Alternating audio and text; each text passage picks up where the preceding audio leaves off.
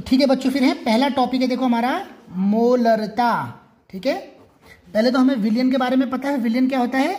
विलेय plus क्या? विलायक। विलेय मतलब जैसे चीनी और विलायक मतलब पानी, तो चीनी को पानी में घोला ना तो विलेय विलायक हो गया। अब मैं एक बात और बता रहा हूं आपको, जैसे हमने देखा चीनी तो होती है कैसे? सॉलिड, ठोस, और पानी कैसा होता है? लिक्विड। तो आपको लग रहा होगा कि विलेय सॉलिड ही होता है और विलायक लिक्विड ही होता है, लेकिन ऐसा नहीं होता। कुछ भी हो सकता है विलेय और कोई भी हो सकता है विलायक। मतलब पानी को ठोस में भी घोला जा सकता है, गैस को पानी में भी घोला जा सकता है, गैस को सॉलिड में भी घोला जा सकता है, सॉलिड को गैस में भी घोला जा सकता है। जैसे धुआं, धुएं को क्या, धुएं में क्या होता है? सॉलिड को किस में घोला जाता है? हवा में घोला जाता है, एयर में। इसी तरीके से फॉग जिसे कहते हैं, धुंध, उसमें पानी को धुएं में मतलब हवा में घोला जाता है। समझ में आ रही है? तो अनेकों प्रकार के, तो ये 8 तरीके के होते हैं जिसका मैंने एक्सप्लेनेशन पहले कभी दे रखा है आपको, जिसमें एक हो गया जेल, एक हो गया फॉग, एक हो गया स्मोक, एक हो गया एरोसोल। ठीक है ना? इसी तरीके से इमल्सन हो गया, सस्पेंशन हो गया, ये सारे आपको कैटेगरीज बताई हुई। अब देखो, सबसे पहले किसी विलयन के लिए एक बहुत महत्वपूर्ण चीज होती है मोलर सांद्रता। क्या होती है? सांद्रता। सांद्रता मतलब कितनी मात्रा विलेय की, कितनी मात्रा विलायक में घोली गई है, इसे क्या बोलते हैं? सांद्रता कहते हैं। ठीक है, और सांद्रता को नापने के लिए कुछ मीटर होते हैं। जैसे एक है मोलरता। ठीक है, इसको किससे दिखाते हैं? कैपिटल एम से। और सीधा याद रखना है इसके लिए फॉर्मूला, बोलो मुझे फॉर्मूला क्या है इसके लिए मोलरता के लिए? W=m/V/1000। ये हो गया डब्बे में बंद। अब W क्या है बताओ इसमें? विलेय का भार। किसका? विलेय का भार, W। कैपिटल M क्या है बच्चों इसमें? अभी तो बताया मोलरता। स्मॉल m क्या है बच्चों इसमें? अणुभार। किसका? विलेय का। और V क्या है बच्चों इसमें? आयतन। किसका? पूरे विलयन का, जो विलयन बन गया उसका आयतन। तो अब अगर आप इस फॉर्मूले को देखो तो मैं इसमें क्या कहना चाह रहा हूं, देखो है, देखो अणुभार तो किसी का निश्चित होता है, जो विलय होगा उसी के लिए बात कर रहे हैं हम।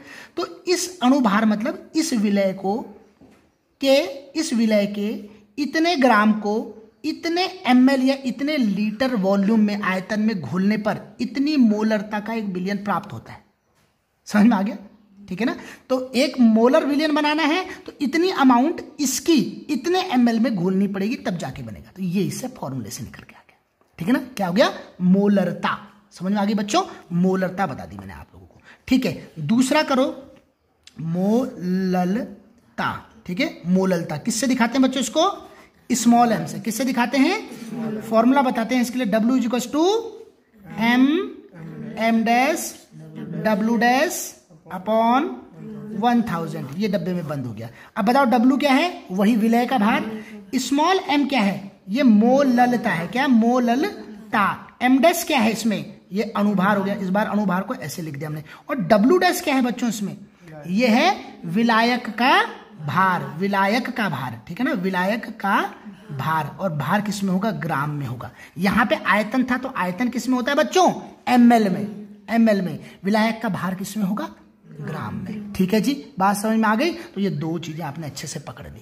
अब एक और चीज है हमारे पास, उसको कहते हैं बच्चों हम मोल प्रभाज। क्या बोलते हैं? और किससे दिखाते हैं मोल प्रभाज को?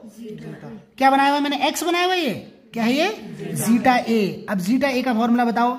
जीटा ए = क्या हो जाएगा बच्चों?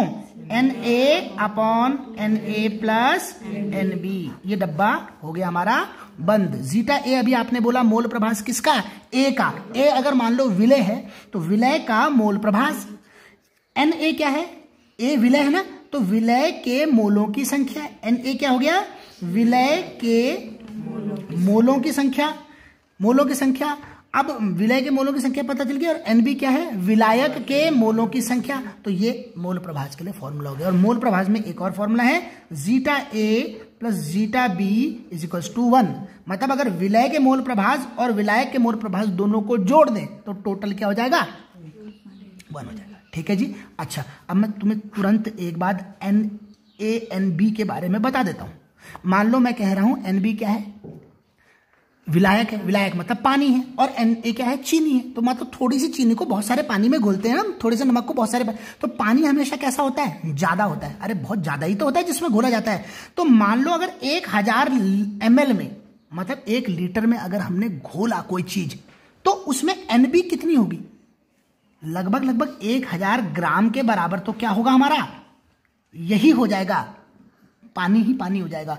और अगर एक पानी के 1 मोल का वेट देखें तो वो होता है 18 ग्राम, ठीक है ना। और इसको इससे डिवाइड करें बच्चों तो 55.5। अगर मैं पूछूं कोई एक बिलियन बन रहा है, डाइल्यूट बिलियन, ठीक है ना, तनु बिलियन, तो उसमें पानी के मोलों की संख्या, पानी के मोलों की संख्या कितनी होती है, तो ये बार बार पूछेंगे आपसे क्वेश्चन और आपका दिमाग घूमने लग जाएगा। सीधा इसका आंसर आता है 55.5। कैसे? क्योंकि वो 1 लीटर था तो 1 लीटर में 1 मोल को डिवाइड करके देखा तो 55.5 आ गया, सीधी बात।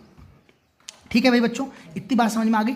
अब आगे देखो, एक क्वेश्चन और पूछा जाता है, देखो एक क्वेश्चन और पूछा जाता है, किस पर क्या है, तापमान का प्रभाव नहीं पड़ता, प्रभाव नहीं पड़ता। किस पर नहीं पड़ता मतलब मोलरता, मोललता, मोल प्रभाव किस पर नहीं पड़ता।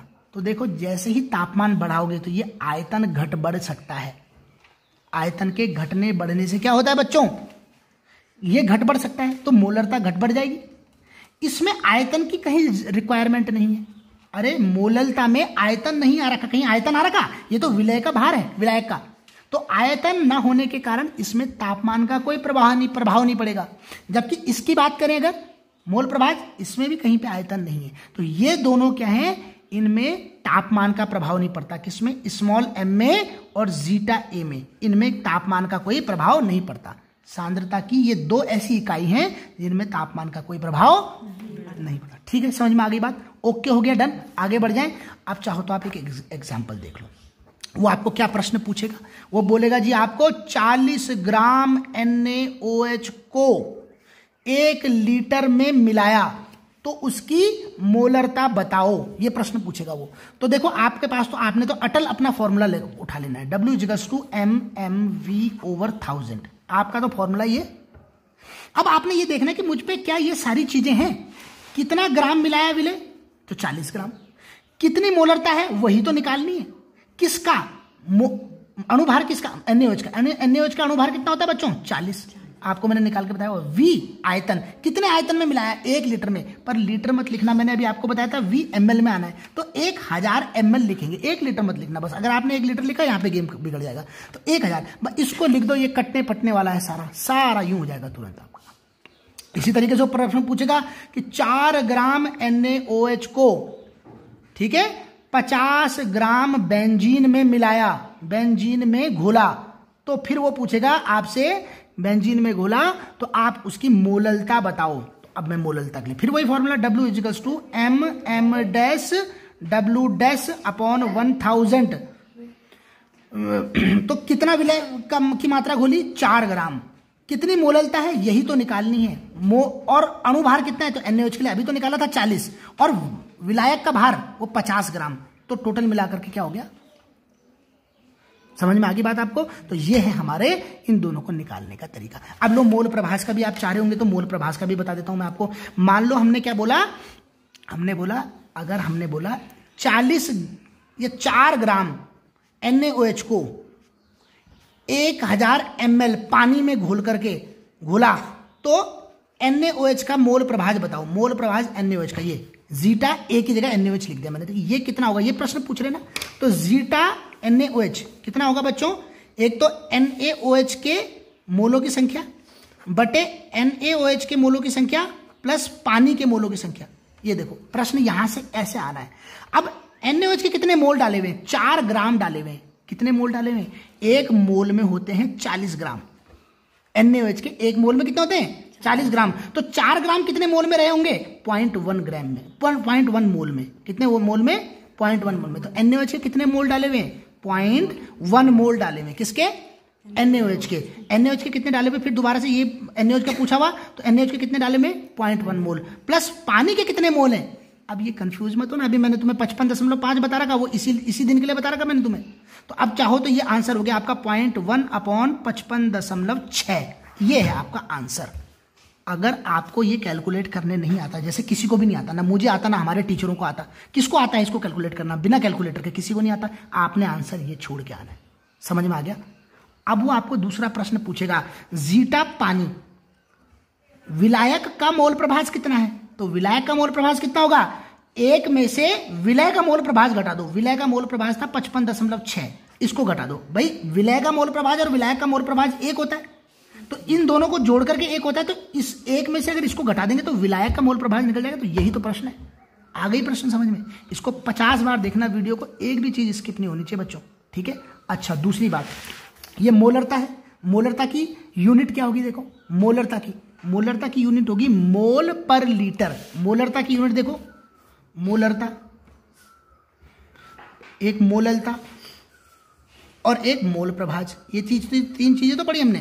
तो मोलरता की यूनिट क्या है, यूनिट मतलब बीमा, क्या है, मोल पर लीटर है ना, या मोल पर लीटर या फिर मोल लीटर इनवर्स। जब ऊपर जाता है तो इनवर्स बना देते हैं, तो मोल लीटर इनवर्स या मोल पर लीटर, जो भी समझो आप।